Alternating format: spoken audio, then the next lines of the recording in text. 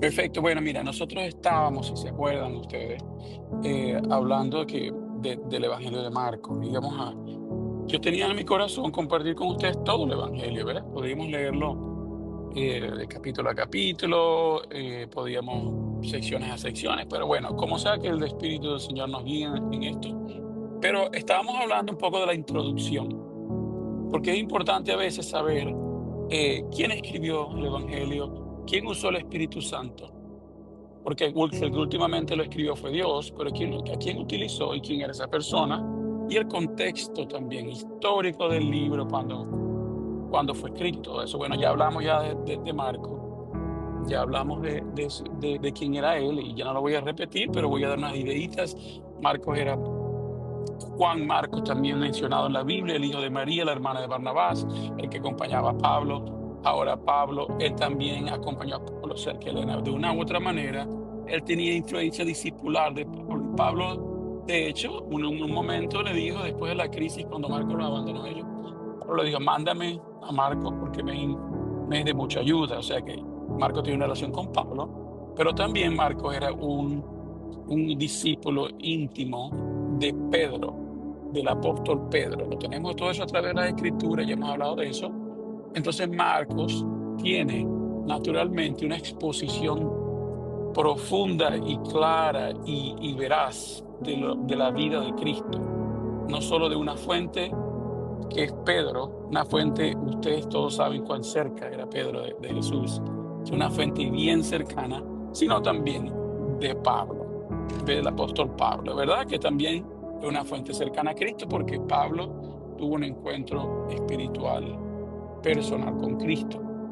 Ustedes saben que a nadie le reveló el Evangelio a Pablo, sino que fue revelado por Cristo mismo. Entonces, un poco ahí está el contexto y nos da una idea, una buena idea de el buen contexto que Marcos tenía de quién era Jesús y de las enseñanzas de Cristo. Marcos, mucha gente piensa, y esto no es algo sólido, pero alguna gente piensa que Marco era Luis, eh, ese muchacho que quedó ahí cuando atraparon a Jesús. ¿Entiendes? Te quedó un muchacho ahí, después se asustó y salió, le cogieron la ropa. Mucha gente piensa que ese era Marco. No sabemos, la Biblia no dice que ese es el caso, es una especulación. Pero lo cierto es que ese es Marco, ¿no? Probablemente un muchacho joven. Ahora, el, el, el, el Evangelio de Marcos es el primero. Qué importante, ¿no? Es el primer Evangelio escrito por Dios. Ya hay muchos otros falsos evangelios que fueron escritos después o con intenciones de ser evangelios, pero esa no era palabra de Dios, ¿verdad? El primer evangelio escrito por el Espíritu Santo fue el de Marcos. Y como tal, fue un evangelio corto, conciso, ¿ves? Eh, y el contexto histórico de ese evangelio, eso es importantísimo, hermanos, que entendamos cuándo fue ese evangelio escrito, porque así van a entender mucho lo que está allá dentro de ese evangelio, ¿verdad? Ese evangelio fue escrito en una época más o menos entre el 60 y el 70 después de Cristo, ¿ok? Años 60, años 70. Es una época turbulenta, tremenda, de política y del 66 al 73, para que tengan una idea. Empezó la primera guerra de judíos y romanos, la primera guerra. Empezó en 66, terminó en 73 con una matanza tremenda, ¿no? Entonces había una situación política tremenda, turbulenta. Entonces, Nerón perseguía a los cristianos tremendamente, tremendamente. O sea, había un clima de persecución a los cristianos también bastante intenso. ¿Ves? Entonces, además, esos fueron entre los años en los cuales el templo fue destruido de Israel, el último ya, no lo que conocemos. Entonces, fíjense una cosa, todo eso pasa y al calor de toda esa persecución y crisis política y, siendo testimonio de cómo caen las paredes de un templo, que es una descripción de Dios, que la escritura cayendo a pedazos y todo eso, Marcos escribe el Evangelio, inspirado por el Espíritu Santo a escribirlo. Marcos nos escribe un Evangelio que es un Evangelio que es compacto, ¿ves? Y está orientado para los gentiles, ¿entiendes? Para los gentiles, ¿verdad? Se dice que el evangelio es muy posible que ese evangelio es muy posible que haya sido escrito en Roma, imposible. Tampoco hay una seguridad completa, pero Roma fueron el objeto de ese evangelio y ahora escribió a los romanos, ¿verdad? Entonces, em, como tal, los cristianos romanos en Roma estaban sufriendo una persecución mortal. Había una eliminación de cristianos y de iglesias eh, fuertísima, ¿verdad? Entonces, nosotros vemos salir en el Evangelio de Marcos un énfasis en el sufrimiento, en la persecución, ¿verdad? Además, vemos un Cristo, que es un Mesías, que es padecedor, que padece mucho. Entonces, los escolares piensan que ese evangelio fue también orientado por el Espíritu Santo a alentar a la iglesia a sufrir de manera divina por el Señor y por su iglesia y por sus enseñanzas. ¿Ves? Entonces tú ves a Cristo que ha sido perseguido. Mira, entre los capítulos 1 y 5, el Evangelio de Marcos me hace un caso clarito de que Jesús era objeto de burla. Y ustedes saben que era objeto de burla de su propia familia. A él sí mismo lo dice literalmente, su propia familia se burlaba de él. Sabíamos que Jesús tenía hermanos, en Marcos aprendemos que Jesús tenía por lo menos 4 hermanos más y hermanas, no sabemos cuántas. Y su familia se burlaba de él en su ministerio, imagínate eso. Entonces, Jesús no tenía descanso ni por los gentiles, ni por la iglesia, ni por su familia. ¿Ves? Entonces, bueno, Jesús fue bien malentendido en los primeros 10 capítulos, bien malentendido por los discípulos. Cada vez que explicaba algo, ellos se rascaban la cabeza, ¿qué es esto, maestro? Y él tenía que explicarlo 3 veces. ¿Entiendes? Ya para el capítulo 10, Jesús ya ha explicado su crucifixión y y, y resurrección por lo menos 2 veces, y yo todavía no entendí. Entonces, es un Cristo sufrido de un punto de vista positivo, no quejado, sino sufrido con gozo, o que sabía que ese sufrimiento venía de su Padre, que era necesario sufrir, ¿verdad? Y por eso vemos el lenguaje en el libro de Marcos de sufrimiento, de persecución y cómo nosotros podemos lidiar con esa persecución a través de Dios. Eh, vemos también que era un evangelio que no era para judíos, para la lectura de los judíos, porque ahí vemos que Marcos habla de tradiciones judías, las explica. Un judío no necesita que le expliquen tradiciones judías, ¿verdad? Entonces, él explica tradiciones judías. Y otra cosa más, él traduce lenguas arameas, palabras arameas, frases arameas. ¿Qué significa? Los judíos entendían el arameo. De aquel momento la lengua popular era el arameo, ¿ves? Entonces, los judíos entendían eso. Entonces, pero Marcos está siempre traduciendo eso al griego, dejándonos saber que su público no era judío de ninguna manera, sería una minoría, ¿ves? Entonces, los cristianos a quien le escribe son cristianos, hermanos, gentiles.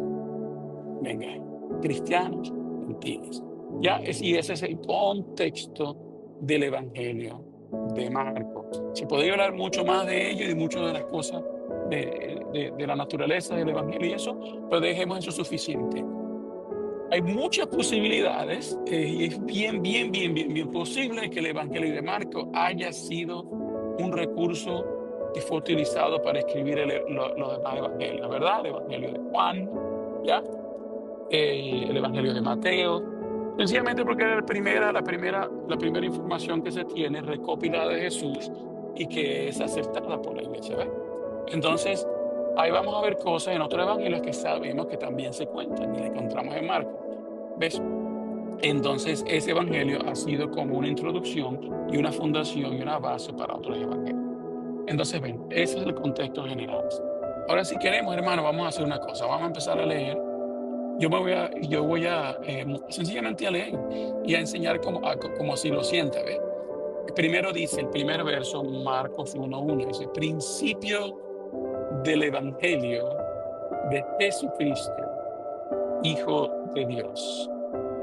¿Ya? Qué bonito como nos dice, no es el Evangelio de Marcos, el Evangelio de Jesucristo, ¿no? Como está escrito en el profeta Isaías. He aquí, yo envío mi mensajero delante de tu faz, el cual preparará tu camino. Voz del que clama en el desierto. ¿Ves? Se está hablando aquí, ya lo entendemos. ¿De quién? De Juan el Bautista. Juan el Bautista fue el que encontramos en el desierto, proclamando y predicando, preparando el camino. Sabemos que Juan el Bautista era primo de Jesús, el hijo de Miriam, la hermana de María, pero era mayorcito, un poquitín, si los dos estaban embarazados al mismo tiempo. Eh, y su trabajo era preparar el camino. Marcos, el Espíritu Santo, le da validez a este evangelio en el segundo verso del evangelio, prácticamente la introducción al evangelio. Ya él menciona una profecía que se cumple, de esa manera validando lo que él va a contar. ¿Quién es Jesús? Aquí tenemos el primero que está preparando el camino para Jesús, ¿verdad? Juan el Bautista, ya dijimos que era su primo, y además Juan el Bautista muere por la causa del reino de Dios, ¿verdad? Y le deja el camino preparado a Jesús, a su primo, en la tierra, a Jesús, para hacer el ministerio y para llevar el evangelio. No, después dice, de esa escritura, dice, preparad el camino del Señor, haced derechas sus sendas. Juan el Bautista apareció en el desierto predicando el bautismo de arrepentimiento para el perdón de pecados. Mira, hermano, esto que está aquí para nosotros es común, nos es familiar cuando lo leemos, pero usted sabe que en la religión judía decir que hay un evangelio que lo que necesitas es arrepentirte era un escándalo. ¿Entiendes? Porque esta gente se basaba en la ley, se basaba en el cumplimiento de la ley. ¿Ves? Y aquí está diciendo el Evangelio que Juan el Bautista aparece para predicar el Evangelio basado en el arrepentimiento, no en el seguimiento de la ley, como si. Juan el Bautista es el último de una línea de profetas del Antiguo Testamento. Hermano, con Juan el Bautista se terminan los profetas del Antiguo Testamento. Él es el último profeta del Antiguo Testamento. Digamos que él es un puente. Y mira qué bonito es, dice aquí, preparen el camino, ¿no? Él es un puente, Juan el Bautista, siendo familia biológica de Jesús y además siendo un discípulo de Jesús, él prepara la transición como un puente de los profetas a el Mesías. ¿Se fijaron cómo va eso? De los profetas se silencian y aparece el profeta con mayúsculas, Jesucristo. ¿Ves? Entonces, esa tradición profética del Antiguo Testamento es toda resumida en Cristo, porque Cristo es el objeto de la profecía. Entonces, Juan el Bautista hace ese puente y hace esa traslación entre esa voz de Dios en el Antiguo Testamento que ahora viene, como dice Pedro, más perfecta, que en Cristo el verdadero Dios viviente.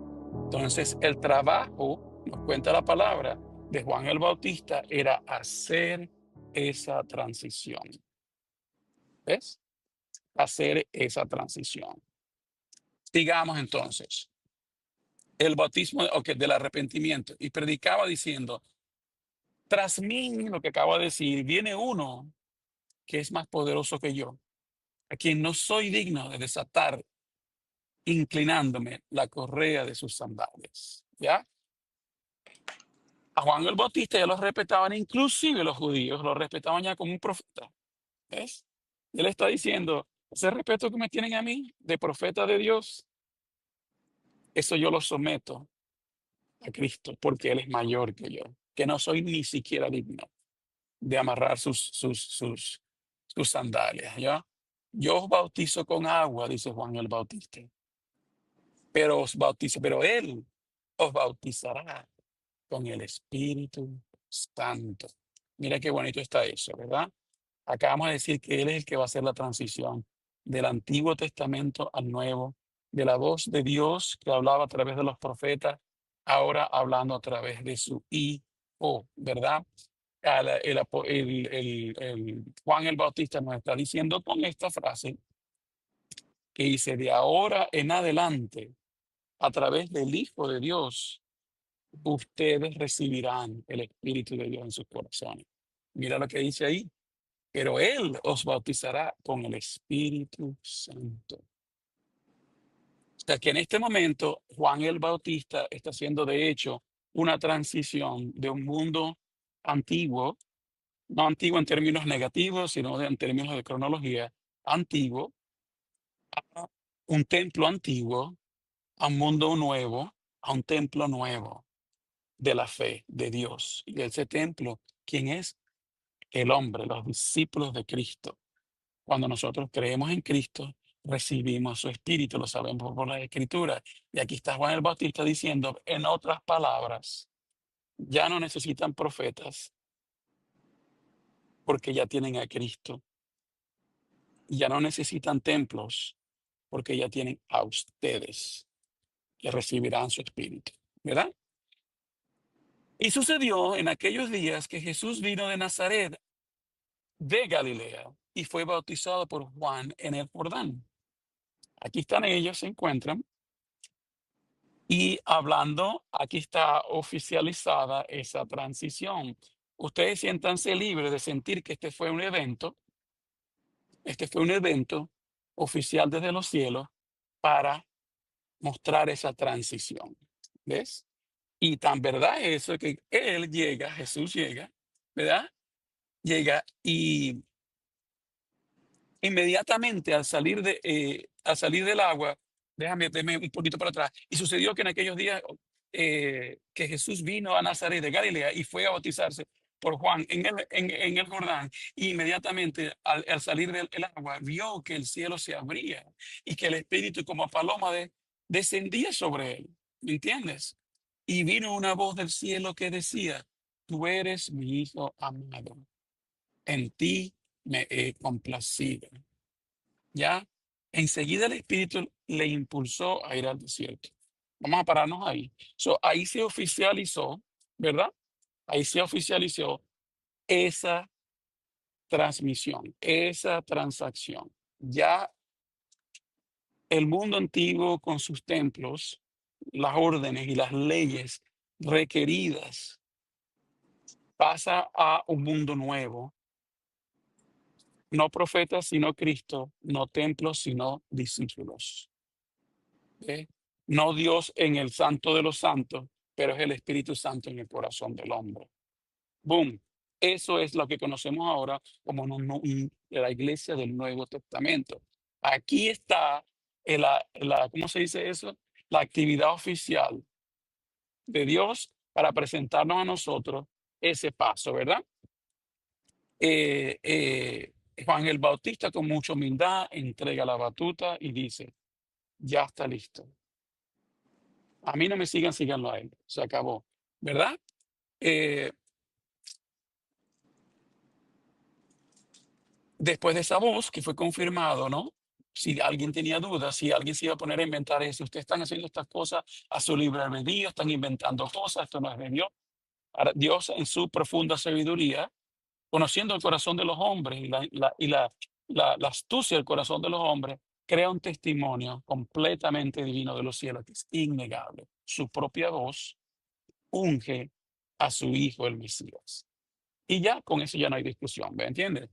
Entonces, sigue la palabra diciendo, enseguida el Espíritu le impulsó a ir al desierto. Enseguida el Espíritu le impulsó a ir al desierto. Y estuvo en el desierto 40 días siendo tentado por Satanás. Y estaba entre las fieras y los ángeles le servían. ¿Verdad? Jesús estaba en el desierto, habían animales, Nosotros conocemos de las menciones del Nuevo Testamento, del Antiguo Testamento más que todo, que en aquellos momentos, en las zonas, en las áreas geográficas de Galilea, Jerusalén, hermanos, habían leones. ¿Quién peleó Sansón? ¿Me entiendes? Con leones. ¿De quién protegía a David? A los lobos y estas cosas. No solo a los abejas, sino de lobos y leones. Sabemos que habían leones, o sea, habían animales feroces en aquella época que no los existen hoy. So, en ese momento el Espíritu guía a Jesús al desierto por 40 días. No nos olvidemos, hermanos, que la palabra 40, el número 4 es muy significativo en la literatura judía. Los números en la lengua hebrea también significan cosas, ¿ves? No es como nuestras lenguas, hermanos. Y mantengan esto en la cabeza a medida que vamos avanzando en el Evangelio, que los números también son palabras en la lengua judía, ¿ok? Cuando escuchamos en el Evangelio, cuando escuchamos en otras escrituras, números, no le pasen muy rápido a eso. Cada número significa algo también. No es como nuestras lenguas, que 3 es 3 y 4 es 4, y ahí no hay más nada que explicar. No, en la lengua judía hay explicaciones. El número 4 y sus derivados, 40, 80, es muy significativo y aparece muchas veces. ¿Se acuerdan cuántos años pasó Moisés en el desierto? ¿Me entiendes? Eh, ¿Cuántos años tenía Moisés cuando murió? 120, que es un múltiplo. 40, 40, 40, 120. Y así vemos 40 días, 40 noches en el desierto. Vemos mucho el número aparecer ahí. Parece ser que el número 40, el número 4 está relacionado en la lengua judía con la purificación de Dios a su gente. ¿Me entiendes? Hermanos, ¿se acuerdan cuántos años pasó Israel en el desierto siendo enseñado y purificado por Dios? ¿Se acuerdan cuánto? 404, otra vez, derivado de 4, 40, 40, derivado de 4, ¿verdad? Entonces, eso es una señal. Cuando escuchan el nombre 4, ya saben que la palabra está también diciendo que en ese momento Cristo tuvo un momento de prueba, ¿ves? Además, ellos lo dicen aquí literalmente, momento de prueba, ¿verdad? Momento de prueba. Y fue tentado, dice aquí la palabra. Y estuvo en el desierto 40 días siendo tentado por Satanás. Y estaba entre las fieras y los ángeles le servían. Vean, Cristo tenía ángeles que le ministraban a él y le ayudaban, ¿verdad?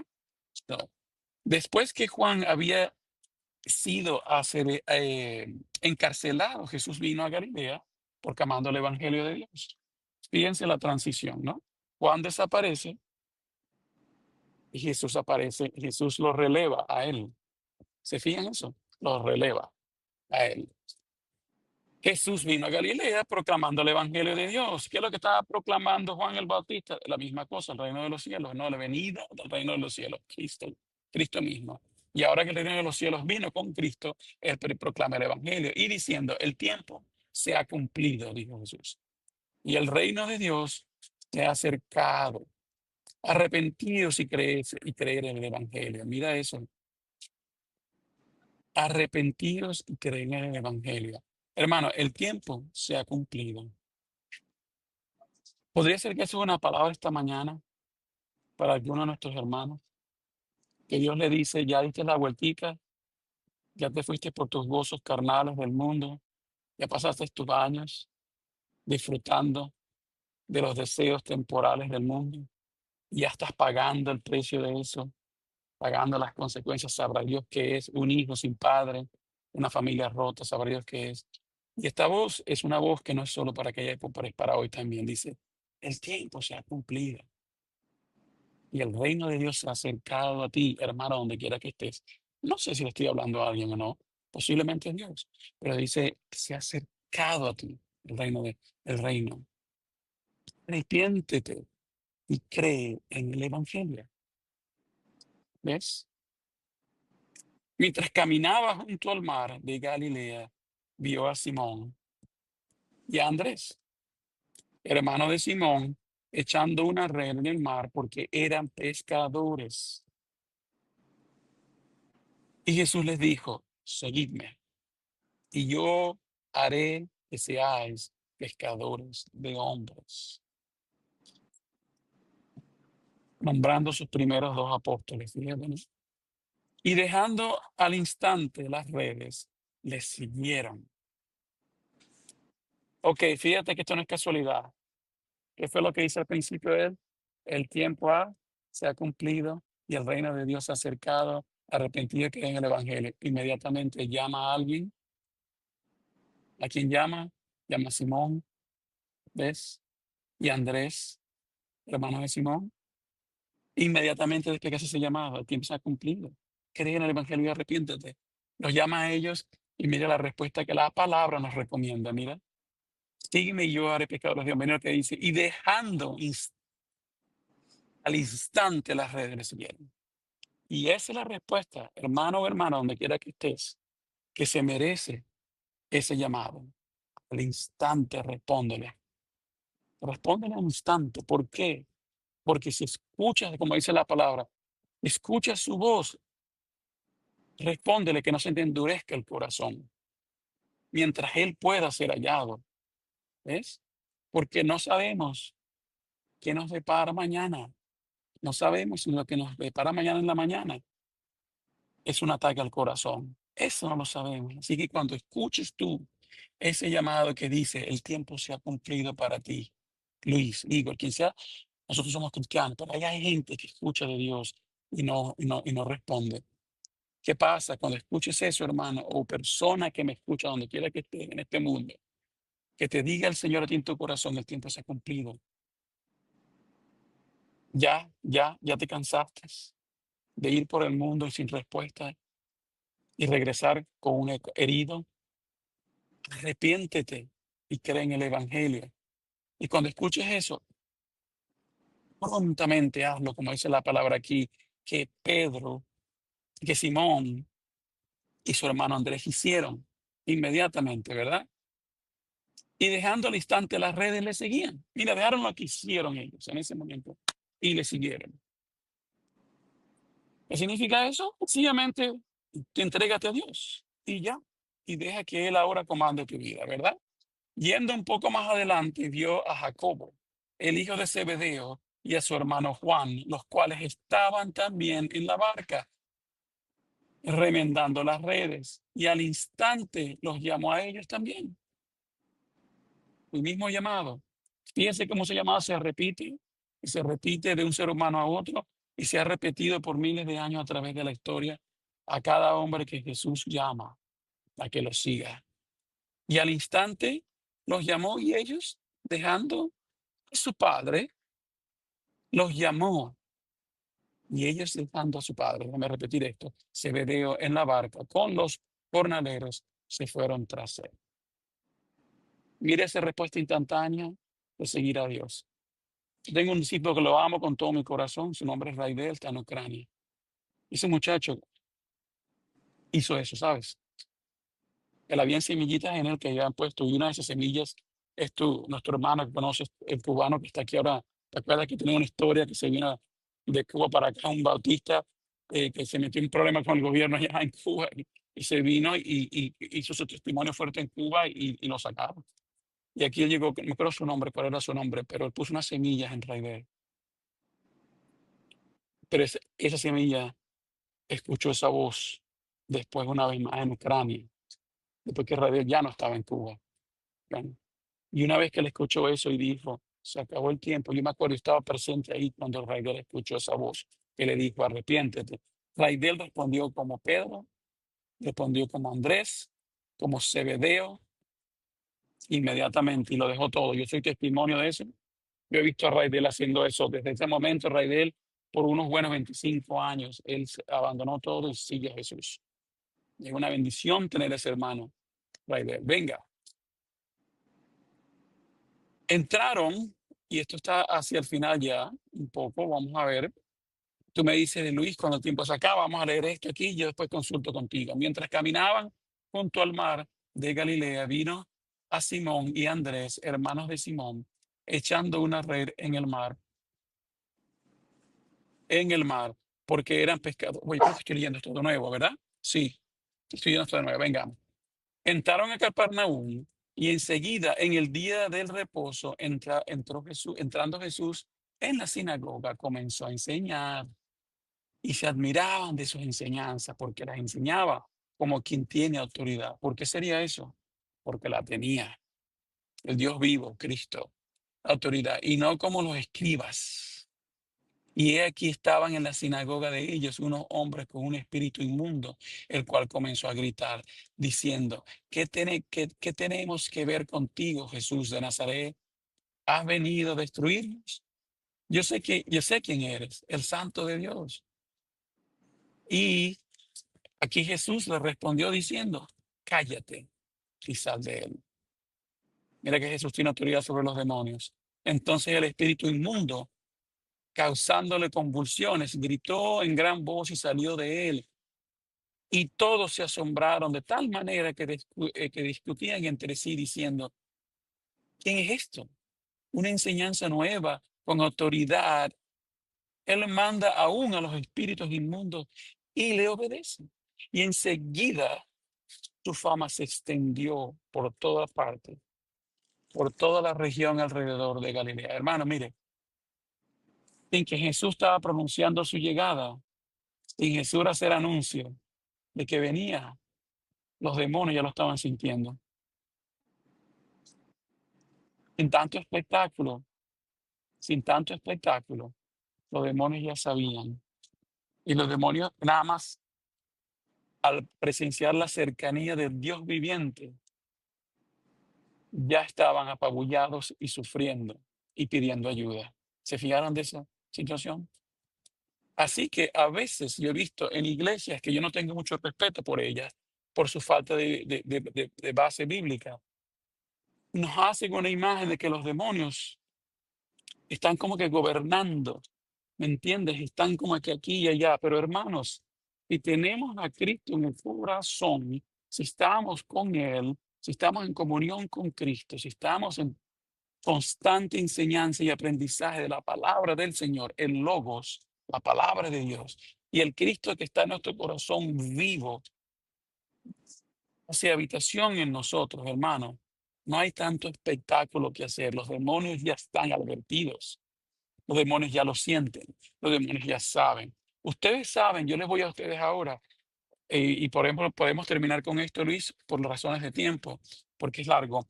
Eh, yo quisiera mostrarles a ustedes una enseñanza muy simple. Cuando ustedes ven a gente gritando y haciendo espectáculos, hablando de demonios y cosas de esas, a mí me da la impresión que es más para hacer capitalización del ministerio, hacerlo llamativo y mercantilizarlo. ¿Me entiende? Porque yo aquí veo un Jesús que es Dios, que sabía que esos demonios estaban ahí antes de que él llegara, porque es Dios. Y Dios no entró con una gritería, no entró con una fanfarria, no entró con una pitadera. ¿Me entiende? De a pedir dinero y apóyenme y aquello, como hacemos los cristianos. Hoy en día, no todos, sino hay unas iglesias que tienen esa falsa enseñanza, ¿verdad? Y lo cierto es que las palabras nos enseñan que Jesús entró con calma delante de la presencia de esos demonios. No dijo ni una sola palabra y los demonios ya estaban pidiendo misericordia.